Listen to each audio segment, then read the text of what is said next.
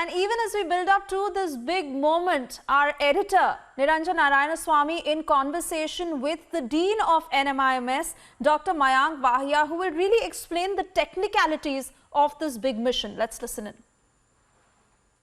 In a few hours from now, Vikram the lander will successfully soft land on the moon, and Pragyan the rover will roll out, and experiments on the South Polar region will begin.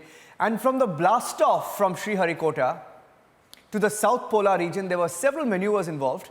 And to help us understand, simplify the process and understand what it's taken for India and ISRO to get to the moon, we have with us here on Republic TV Professor Mayank Vahia.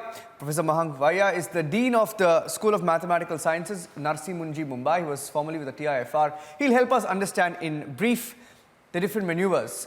Professor Vahia, if you can tell our viewers a little bit about from the Bahubali blast-off to finally the Vikram, the lander, soft landing on the moon, the different maneuvers and how we have successfully completed each of them. Correct.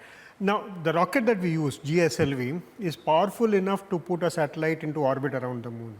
Now, normally what space agencies do is to then make a satellite which is so huge that it has enough fuel and enough power that once it is released from the rocket, it goes straight to the moon. Right. So, typically Apollo mission reached moon in 4 days. Yes. But in order to save weight on the spacecraft, in order to make it lighter, we put much lesser fuel.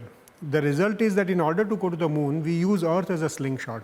And if you have ever played with slingshots, you would know that the faster you move, the greater the speed you get. So essentially what India does is to do multiple maneuvers at very high speed, increasing the speed as you move, so that eventually the speed becomes so much that after some time it becomes free enough to leave the Earth.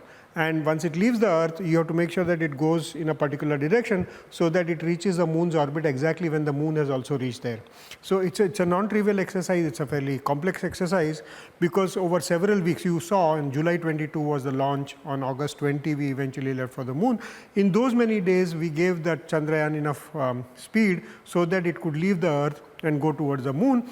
And eventually in August 20th, it was so close to the moon that the moon's gravity managed to grab it, except that this time around the gravity, the initial orbit was fairly elliptical. Now elliptical orbit is not very useful because you keep going far and close to the moon. Yes. So eventually we slowed it down and brought it close to the moon. Now we are in an orbit of about 100 odd kilometers above the surface of the moon, which is perfect to start working on the moon.